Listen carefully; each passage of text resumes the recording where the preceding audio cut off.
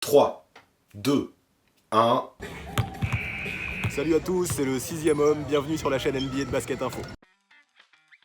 Avant de commencer, je tiens à remercier Mitchell & Ness qui m'habille aujourd'hui. Pour ceux qui connaissent pas, c'est LA marque référence des produits vintage en NBA. Je vous mets leur compte Instagram ainsi que celui de l'agence Showroom en bas là. Et vous inquiétez pas, je les remettrai en description. En tout cas, avec mon sweater des Bulls, c'est une vidéo coast to coast que je vous propose aujourd'hui. Les habitués connaissent. Je prends une question et je la balaye de long en large pour y apporter ma réponse. Et avant de vous révéler le nom du gagnant du grand concours avec les éditions Talent Sport en fin de sujet, c'est de James Harden que je vais parler aujourd'hui. Ah, enfin un truc sur le barbu. Ouais, mais je vais m'intéresser qu'à son jeu offensif. Je vais essayer d'analyser en quoi, de ce côté-là du terrain, le barbu est devenu complètement inarrêtable cette saison. Pour ça, je vais d'abord faire un bref historique de sa carrière. Ensuite, je démontrerai par les stats pourquoi on peut affirmer que James Harden est impossible à stopper cette saison. Et enfin, je dévoilerai les qualités du joueur qui font qu'il est un vrai casse-tête pour toutes les défenses NBA. Même celle des Bucks, ouais. Alors bien sûr, et beaucoup le réclament en commentaire, j'aurais kiffé mettre des extraits vidéo pour illustrer mes propos. Mais c'est strictement interdit par la NBA. Et je sais qu'il y en a qui le font, mais moi je veux pas prendre le risque de me faire striker. C'est comme ça, mais vous allez voir que même sans highlights, il y en a des choses à analyser.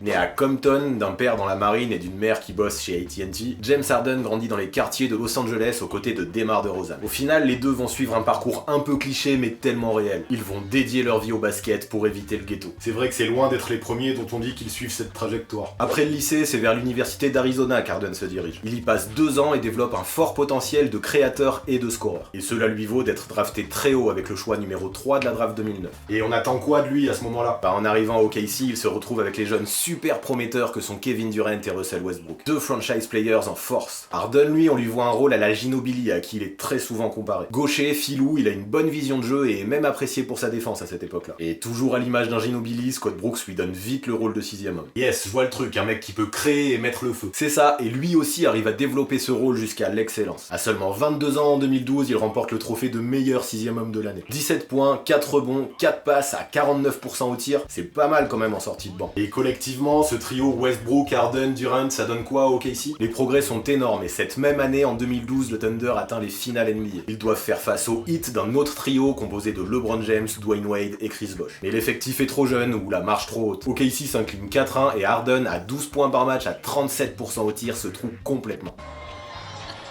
Ouais, il y a du potentiel donc, mais surtout beaucoup de progrès à faire pour devenir inarrêtable comme tu l'annonces. C'est clair, mais à ce moment-là, il faut faire des choix au OKC et c'est peut-être le tournant de la carrière d'Harden. Lui, il est sûr de son talent et il n'envisage rien d'autre qu'un contrat max. Il refuse donc une extension du Thunder. La petite histoire dit qu'une heure après, il était transféré aux Rockets qui, eux, étaient prêts à tout miser sur le barbu. Daryl Morey, expert des statistiques, veut en faire son franchise player. La prise de risque est sacrément intéressante pour le GM des Rockets. Alors du coup, le coach Kevin McHale met James Harden au centre de son dispositif. Et là, il ne déçoit personne. 37 points pour son premier match, 45 points pour son deuxième. Il termine la saison à 26 points par rencontre, soit 9 de plus que l'année précédente. Ah ouais, le gars savait au fond de lui qu'il n'était pas qu'un simple 6ème homme. Un simple 6ème homme? En tout cas, à ce que je sache, les Rockets n'ont toujours pas remporté de titre depuis 1995. Ouais, c'est vrai, et pourtant Houston en a essayé des choses. Signer Mike D'Antoni, faire venir Chris Paul, changer le supporting cast, il y en a eu des tentatives, mais jamais ça a fait mieux que des finales de conférence jusque-là. Beaucoup disaient que la saison dernière représentait l'ultime chance pour ces Rockets. Ils ont encore buté face aux Warriors en 7 matchs juste avant les finales. Ouais, t'as l'impression qu'ils pourront jamais dépasser ce plafond fixé par Golden State. Même si tu peux regretter l'absence de Chris Paul au match 7, t'as un peu cette impression-là, ouais. Harden va sur ses 30 ans et sort d'une saison MVP. Il porte les Rockets sur ses épaules depuis 6 ans. En playoff, le mec s'arrache et pourtant, à chaque fois, les Warriors sont meilleurs. Cette année, même si Houston n'est toujours pas favori face à Golden State, c'est difficile de les enterrer trop tôt. Pourquoi ça? Parce que Harden, d'un point de vue individuel, est en train de montrer qu'il est encore meilleur que l'an dernier. Et donc rien que ça te permet de dire qu'il est inarrêtable.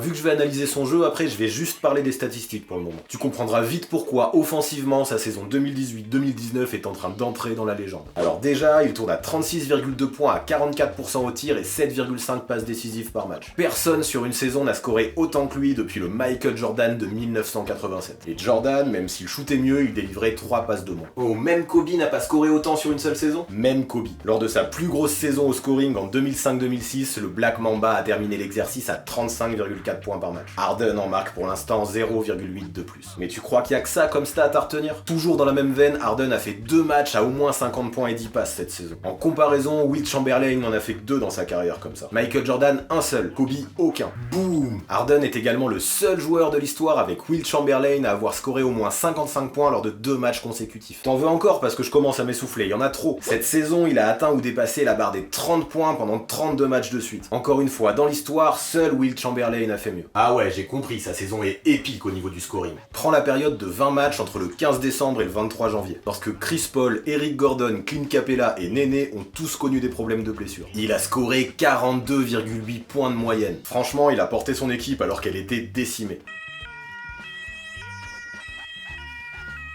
En plus, les Rockets avaient bien mal commencé la saison. Après 25 matchs, ils étaient en dessous des 50% de victoire. En décembre, ils auraient pu se noyer avec toutes ces absences. Et non, grâce à Harden, il s'affiche à ce jour à 4 petites victoires des Warriors, premiers de la conférence Ouest. Pour moi, ils sont les favoris pour faire tomber les Warriors cette saison. Tu comprends un peu pourquoi je dis qu'il est inarrêtable? Ouais, c'est bon, mais comment ça se fait que personne n'arrive à le stopper, ce mec? On va voir ça en analysant son jeu offensif. Mais d'abord, parlons un peu de sa personnalité. Harden est un énorme bosseur. On l'a vu lorsqu'il a mis 61 points face aux Spurs la semaine dernière. Juste après, il a fait quoi? Il est allé à la salle soulever de la fonte. Normal. Comme je disais, chaque année, t'as l'impression que le gars a atteint son plafond, mais il continue à taffer et te surprendre toujours. On dirait qu'il a pas de limite. Le mec prend le basket au sérieux et il est toujours ultra focus dès qu'il rentre sur le parquet. Ah ouais, même en défense. Bon, aujourd'hui, on va parler de l'attaque. C'est vrai qu'il a une image de porte ouverte qui lui collera toujours à la peau. Mais honnêtement, je trouve les gens sévères et personne lui fait de cadeau parce qu'il y a quand même bien pire que lui de ce côté-là du terrain. Mais bref, revenons à nos moutons, on s'éloigne du sujet. D'un point de vue offensif, Harden est vraiment capable de rentrer dans un mode assassin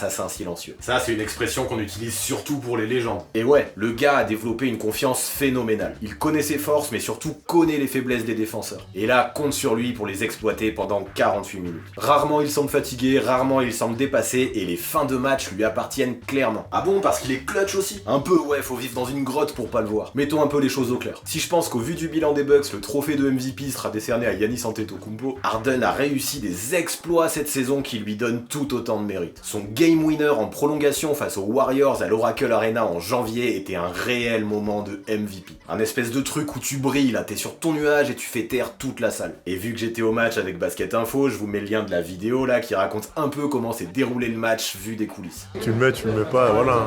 Bam, il les met, les tire là, je me dis, ouais, c'est chaud. C'était ouf, y a pas d'autre mot. En tout cas, ce qui est sûr, c'est que pour être inarrêtable offensivement, il faut avoir un mental en acier. Il faut taffer jour et nuit et savoir faire preuve de sang-froid dans les moments importants. Et tout ça, ça fait vraiment partie des traits de personnalité qui caractérisent le barbu. Ok pour le mental, mais balle en main, ça donne quoi? Le plus flagrant quand on regarde jouer Harden, c'est ses changements de direction et ses changements de rythme à la manière d'un faux lent. Ce genre de mec gaucher super relou à défendre. Il a d'excellents appuis, un Eurostep super efficace et a rendu son drive impossible à stopper. Pourquoi? Parce que même quand il est en difficulté, il arrive à provoquer la faute. Avec 11 lancers francs tentés par match, il est le joueur qui va le plus souvent sur la ligne en NBA. Le gars s'est fait une spécialité d'envoyer ses deux bras vers le corps des défenseurs pour les pousser à la faute. Mais c'est super relou comme jeu ça. J'avoue, le mec c'est un malin et il a réussi à exploiter les règles au maximum. Si tu sors de ton cylindre, t'es mort. Et même loin de la raquette. N'essaie même pas de faire un hand-check lorsqu'il dribble au périmètre. Le mec va directement s'empêtrer dans ton bras et balancer la balle vers le cercle pour obtenir 3 lancers francs. Et ça marche. Il est le spécialiste pour provoquer un contact illégal. Oh mais c'est une vraie plaie ce mec. Après je trouve qu'il abuse un peu sur ses shoots longue distance lorsqu'il balance ses jambes dans les pieds du défenseur pour obtenir la faute. J'aime pas ça. Mais suite aux excès d'Harden, la NBA est devenue bien plus sévère sur ce genre d'action. Tant mieux je dois dire. Sauf qu'encore une fois, changement de règle ou non, Harden s'est adapté. Il crée tellement d'espace avec son step back qu'il oblige ses défenseurs à sauter vers l'avant pour tenter de contester le shoot. Si tu sautes verticalement, tu sers à rien. Et si tu sors de ton cylindre, même si le contact est au niveau du pied, t'es forcément en tort. Ça évite les mecs qui vont mettre leurs appuis dans la zone de réception du shooter pour tordre des chevilles comme c'est déjà arrivé. Il y a des mecs comme Bruce Bowen qui en ont un peu abusé à l'époque de ça. Et avec l'accumulation de toutes ces règles, c'est trop dur de défendre sur Harden sans faire de faute. C'est intelligent de savoir jouer avec les règles comme ça, mais je trouve toujours pas ça beau à voir. C'est ton jugement, mais au final il a vraiment l'art, parce que oui c'est un art, d'aller au contact et de ne pas laisser d'autre choix aux arbitres que de siffler. Bien sûr il y a parfois des erreurs, et Harden, par son statut de All-Star, est de temps en temps protégé. Ouais mais c'est pas le seul, ça a toujours été un peu la culture NBA autour de ces stars ça. Voilà, tu peux pas accuser les arbitres, ils respectent les règles. Et tant qu'elles ne bougeront pas, Harden s'amusera avec ça. Et est-ce que c'est pas ça au final d'être une légende? Tirer le maximum du jeu en fonction de ce qui est permis ou non. Prenez Wilt Chamberlain, prenez Michael Jordan, prenez Shaquille O'Neal, et il y en a plein d'autres encore. Tous n'ont-ils pas su tirer un maximum de l'ère de la NBA dans laquelle ils ont évolué? évoluer, tous ont obligé la ligue à adapter les règles, comme James Harden est en train de le faire avec le règlement d'aujourd'hui. Et on a beau trouver ça moche, on ne peut pas jeter la pierre au barbu pour ça. Surtout que j'y viens maintenant, depuis cette année, il a su développer d'autres armes, une en particulier. Son fameux step back. Yes, on vient de le dire, quand tu dribbles au périmètre, tu peux pas le contrôler, tu peux pas faire d'antenne. Si tu fais ça, tu l'envoies au lancer. Mais le problème, c'est que si tu te sers pas de tes bras en défense, tu te fais quand même sanctionner à cause de son step back. C'est devenu pour lui une arme létale. Panier ou lancer, choisis ton poison. Le mec est à 43% de réussite sur ses step backs derrière la ligne. Mieux que son adresse générale à 3 points. Et en plus de ça, il est le joueur en NBA qui en tire le plus par rencontre. Franchement, tu veux faire comment? Je sais pas, si on commençait par lui siffler ses marchés, ce serait déjà pas mal, non? Ah ouais, y a polémique autour de ça, c'est vrai que les avis sont très partagés.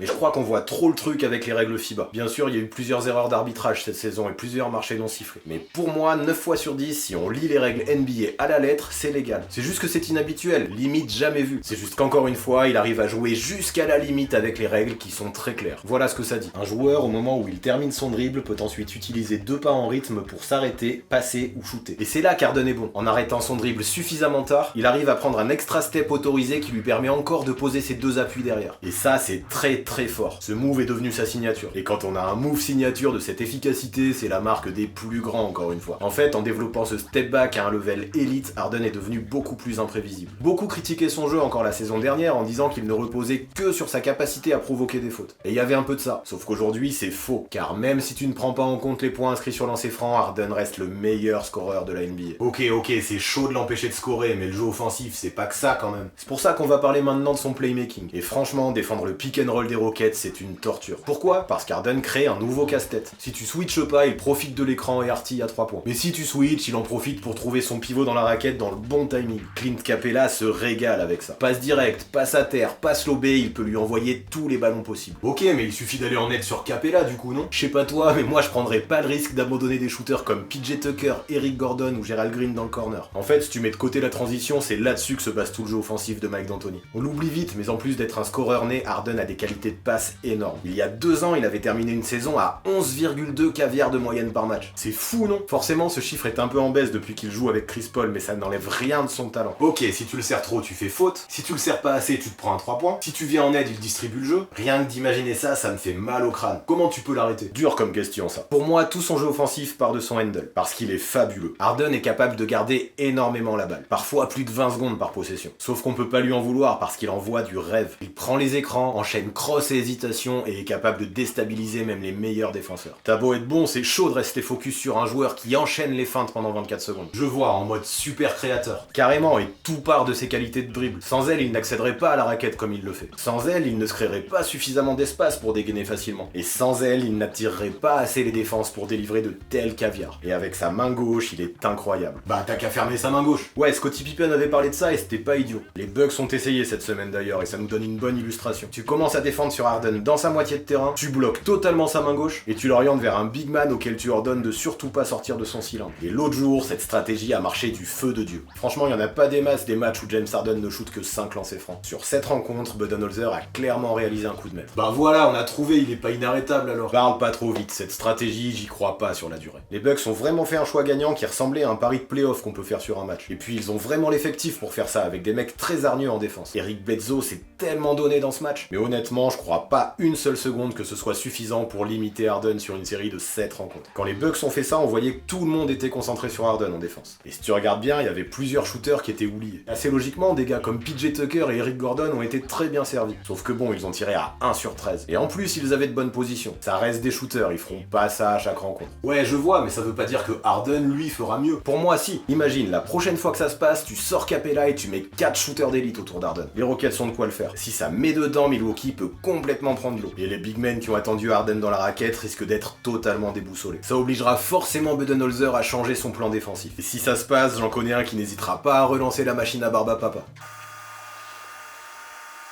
Ok, mais l'autre jour, on peut quand même lui reprocher de pas avoir réussi à s'adapter en cours de match quand même. C'est vrai, c'est pour ça que je dis que les Bucks ont fait un gros coup. Sur ce match, les Rockets ont tout raté et n'ont absolument pas réussi à sortir de leur plan de jeu habituel. Mais sur ce match seulement. Ouais, je vois, cette stratégie peut pas fonctionner sur la durée. Je commence un peu à comprendre pourquoi t'affirmes que James Harden est inarrêtable en attaque. Franchement, c'est un vrai artiste, avec ce petit truc qu'on l'est gaucher en plus. Son GM Daryl Morey est d'ailleurs clair quand il évoque les performances de sa pépite. Voilà ce qu'il a dit un peu plus tôt dans la saison. James Harden est dans la discussion pour être le meilleur joueur offensif de tous les temps. Il y a beaucoup de moyens pour tenter de mesurer ça, c'est vrai. Mais quels que soient les moyens utilisés, il est à coup sûr dans la conversation pour être le meilleur joueur offensif all-time. Et honnêtement, je valide, il a tout. Alors ok, on l'évoquait, il y a peut-être un petit bémol à mettre sur sa capacité à s'adapter immédiatement dans la difficulté. Progresser là-dessus lui permettrait sûrement de passer un cap en playoff. Mais on peut pas tout mettre sur le dos de James Harden. Déjà qu'il fait tout en attaque, tu veux lui demander de coacher aussi? Mais alors, il fout quoi, Mike D'Antoni? Parle pas trop vite, c'est un très bon coach. Il a réussi à créer un système vraiment intéressant autour d'Harden. Mais j'avoue à ta décharge que parfois, en cours de match, il a du mal à trouver un plan B lorsque ça déconne. Il colle à son système. Mais bon, au final, il suffit souvent que l'adresse revienne pour remettre les Rockets dans la course. Alors pourquoi pas? Parce que dans l'effectif, quand même, au niveau des pistoleros, il y a du monde. Ok, j'en veux pas trop à Mike D'Antoni alors. C'est gentil pour lui, et c'est le meilleur moment pour conclure. Si bien sûr on devient exigeant avec Harden, qu'on aimerait qu'il s'adapte immédiatement à toutes les défenses et qu'on n'admire pas vraiment son jeu, force est de constater quand on voit ses stats et ses records que le mec est en train de toucher des sommets en ce moment. Il est un casse-tête pour toute la ligue et personne n'a vraiment trouvé de solution viable pour le stopper sur le long terme. Donc pour répondre à la question du jour, tu veux vraiment que je récapitule ce qui fait d'Harden un joueur inarrêtable? La liste est longue mais c'est indéniable. Son mental, son travail, son sang-froid, ses moves, son handle, sa capacité à jouer avec les règles, son playmaking et bien sûr son step back font forcément de lui l'un des meilleurs joueurs offensifs all-time.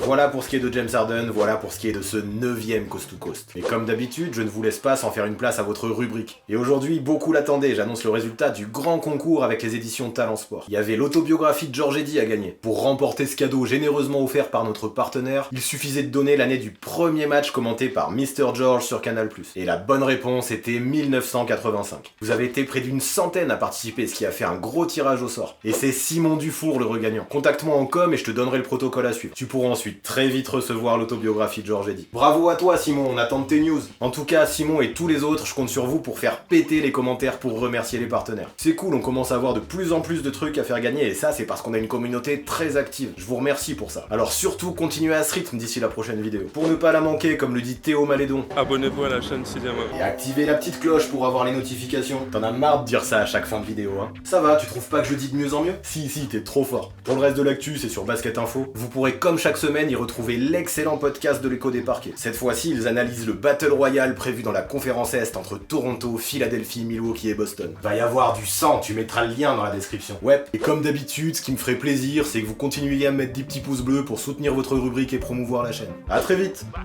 T'as vu, cette phrase aussi, je la dis bien maintenant.